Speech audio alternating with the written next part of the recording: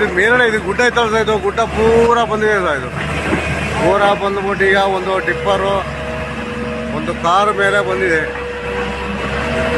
Car ಮತ್ತೆ ಒಂದು tipper ಪಟ್ಟಿ ಆಗಿದೆ. ಒಂದು ಗ್ಯಾಸ್ ಗಾಡಿನ ದೂಕಿದೆ ಸೈಡಿಗೆ. ಈಗ ಹಿಟಾಚಿ ವರ್ಕ್ ಮಾಡ್ತಾ ಇದೆ ಸರ್.